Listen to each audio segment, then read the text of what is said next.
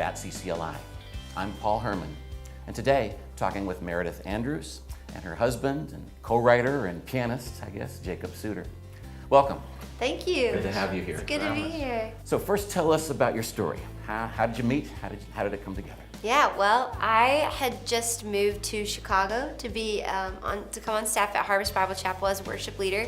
That was back in 2007, and I was in Nashville just visiting. I was starting to write and just kind of get my feet wet in the whole scene. And I was there. Actually, we're kind of coming up on our 10-year anniversary of meeting, but I was there in April of 2007, writing and recording a couple songs to pitch to a label, and at night I had free time, and so I ended up going to a Jeremy Camp showcase, and Jacob was playing keys for Jeremy at the time, and I was with a friend who knew the band, and so I got to meet the band, and when I met Jacob, I was thinking, well, something's different about this guy. Like, it was kind of a connection right away, and I ended up going out with the band to Chili's that night, and it's kind of obvious that we were interested in one another, but we just didn't know how to like break the ice really. We just kept talking, but it wasn't going to be like, here's my number, you know. So I just left. He found me on Facebook, and we went on our first date the next day. Got married a year later. Now we have 3 kids. So there you go. That's it in a nutshell. 10-year anniversary that's coming up. I think we're going to go to that Chili's. We're going to go back to that Chili's. We haven't been ever there been since. Yeah. And we're like, why haven't we been back? So. And you reserved that same booth? Well, it was like a big long table. I don't know. We'll just, why not? Yeah. So I understand that you serve in 2 different churches, in Chicago and in Nashville. You want to? Well, so we were on staff at Harvest. I was on staff for about 10 years, and we moved to Nashville 2.5 years ago in 2014, and still continued to be on staff at Harvest even while we were living in Nashville. And that got a little challenging at times because you actually had to get on a plane to go to church, and we didn't really have the opportunity to get involved at a church in town because we were either traveling to Chicago or we were traveling, to conferences and things and touring and whatnot. So we just got to the place where we just needed community where we were. And we knew that God had called us to Nashville. And so we just started praying and asking the Lord, like, where do you want us? And about a year ago, we landed at a church called The Belonging, which is a church that's only 3 years old. And the Lord is doing amazing things there. And He's done amazing things in us through that community and through that body, and changed our family, just increased our faith in ways that we never imagined. And so it's just been, the Lord has you in certain places for a season, and then He closes that door. Because honestly, I thought, like, we'll be at Harvest forever, and they will be like family to us forever. We were immediate family, and now we're first cousins. Yeah. It's a really beautiful thing. It is. And sometimes it's hard when you feel like the Lord is calling you to transition, but for us, we just have to be obedient and maintain those relationships. And we just decided, like, we never want to leave badly. We want to leave well, and we did, and we're still a part of Vertical Church. We still write with them. We still go up every now and again when they'll have us to lead worship, and I think we will for a long time, because that place was so, and those people, those years were so foundational for us. And the Lord just said to us in the summer, you could keep one foot in here and have one foot in Nashville, and you'd be fine. Or you could jump in with both feet where I've called you and see what I want to do and what only I can do. And I'm like, that's what I want, God. And even though it's hard and I'm not good with change, when you just follow the call of God and you say, okay, Lord, whatever you want, I say yes to that. It's amazing what He'll do. Yeah. So Meredith, I wanted to also ask you about your role as a worship leader in the new movie, Case for Christ. Yeah. Tell us how that came about and just what the experience was like. Okay. Well, my mom's cousin is a casting director, and he is such a precious man. His name is Mark Fincannon. He loves the Lord with all his heart. Like, if you have a conversation with him about Jesus, he's inevitably going to cry. He's just tender-hearted when it comes to the things of God. And he called me one day so out of the blue randomly and just said, "Hey Meredith, I've got a role for you in a new movie coming up." And I was like, "Okay." You know that I haven't acted since like high school. And he's like, "No, it's not really like that. You'll basically be doing what you do in real life. We just want you to lead worship for a few scenes." And so it was really fun. Jacob went down and we had a couple band members come down with us, and we made a day of it. We drove down to Atlanta. They were filming downtown Marietta, Georgia, and in this old theater, because Willow Creek started in an old theater, Right. you know, and Yes. the whole movie is based in Chicago and in Willow Creek. And so it was just a really neat experience. You know, we got our own trailer, like somebody did our hair and makeup. We all looked like we had stepped right out of 1980. Jacob had a mustache. I'm glad he doesn't anymore. Fought hard to keep it. Yeah, he did. It didn't last very long. Yeah. But yeah, it was for the Case for Christ, and it was such a neat experience because we'd never done anything like that before. And I think Jacob got more screen time than I did, and I think that was only a little blip, but it was still like so much fun. And we actually haven't gotten a chance to see the movie yet, but we've heard amazing things about it. I did see it over the weekend, and Yeah, it's great. awesome. So, So yeah, glad to hear absolutely. that.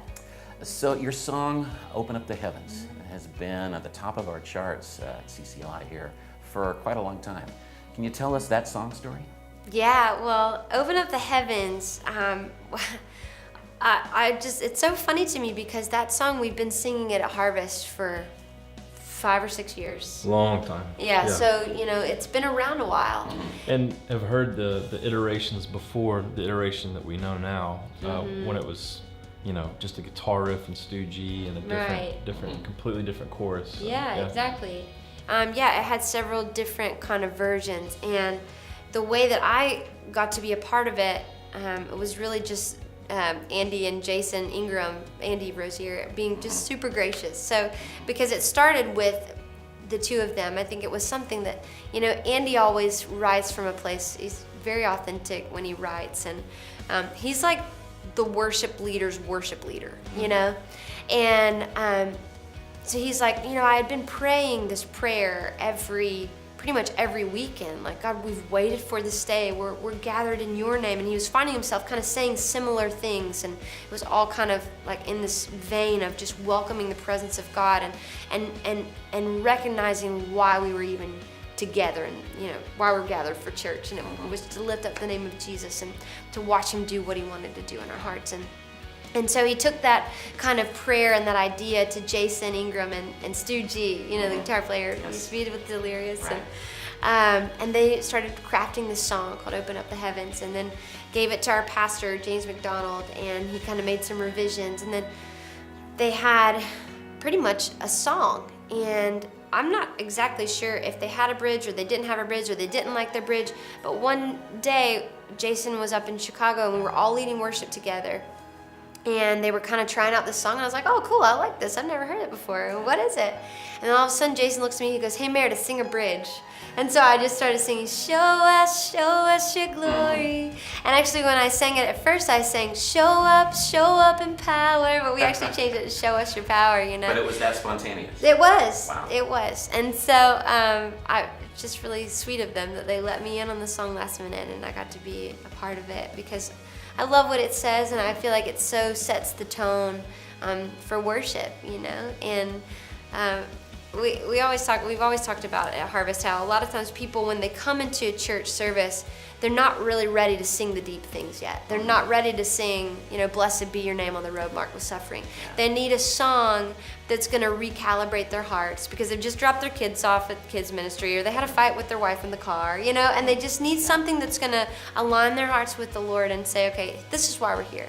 We're gathered in the presence of God. He's here. He's ready to meet with us, and that's why we've come, you know. And I think Open Up the Heavens. Jacob, there's another song I wanted to ask you about because I know that you co-wrote with Mia Fields, I believe, Spirit of the Living God. Now that shares a title with that classic praise chorus from years ago. Was that an inspiration for that song? We really wanted to write a simple song, kind of like, you know, like it felt like it was a part of the Maranatha or the Vineyard thing. Just a really beautiful, sweet, simple song. And we were actually in this like catering kitchen there's a campus that Harvest has, which is a cathedral in downtown Chicago, and we always kind of break up into groups, and somehow me and Mia were writing in the kitchen. And I love that. I love writing songs in places that don't feel, sacred, just very mundane places, because it's amazing to see just kind of what can come out of those spaces. And so we just kind of started off, with just like a very simple chorus and a simple idea, which was the verse. Mia brought the verse. And it was just kind of one of those songs that really kind of wrote itself, and we felt like we had a direct download from Holy Spirit. And the song meant a lot to us, but the moment that Meredith started singing it, it felt like, okay, this is where it belongs. This is a really special thing. So, yeah. And I've watched it, I remember the very first time I led it live. It's one of those songs that I feel like changes the atmosphere. It just prepares people's hearts, and it's like, it's a prayer that God is like, oh, I want to answer that. When you say, Spirit of the living God, we only want to hear your voice. We're hanging on every word. So will you come, will you move, will you do what only you can do? And the Lord's like, I've been waiting for you to ask me, and so that's why I think it's such a game changer of a song. When you sing it into a room and you sing it over people, you can just sense the presence of God start to move, and hearts begin to soften, and the atmosphere begin to change, and that's why it's so beautiful to me, and so that's why I'm so honored to carry it. That's great. So as we wrap this up for each of you, is there any final thoughts that you have for our CCLI churches and worship leaders and worship teams out there? Yeah, I mean, I can go. Yeah. I would say be faithful where you are. That is the thing that I feel like the Lord has said to me since I was a high schooler, when I started dreaming about what He had for me and why He had gifted me in the way that He did. And the Lord said to me, be faithful where I've placed you. And I've seen God, open doors. I haven't had to open any doors, but what He did in those hidden seasons, what He's still doing even in hiddenness, because I think we all go through certain seasons of feeling like we're hidden, of feeling like it's waiting. It's a waiting season. It's a process. Don't rush those seasons because they're so intentional. And so many times the hidden season is where God is strengthening us and preparing us for what's to come, and we can't rush the process because He's deepening our character, and He's teaching us how to rely on Him in a way that when He does usher us into the fullness of what He's called us to, it won't destroy us. And it's actually His protection, that waiting season, that hiddenness. And I look at David and in the Bible and Joseph in the Old Testament, and how they were appointed when they were young, but they weren't, and they were anointed, but they weren't set into that place of leadership until they were, 10, 20 years later. And so I would just say to you, wherever you're serving, continue to honor the Lord in that. Continue to be faithful in the little things, because God sees that, and He will honor you. He will honor your heart, and He will put you exactly where you're meant to be, because God's dreams for you are bigger than your own dreams. And so if you're songwriting and you're just kind of starting out, so many people ask me, what do I do if I'm writing songs? Sing them in your church. Sing them for your mom first, and because she's going to love everything you do. But just know that God has put that desire in you and that gift in you for Himself. And regardless of how many people's lives your song or your ministry or your life actually touches, what He wants you to do is just to be faithful to Him and to honor Him in the secret place.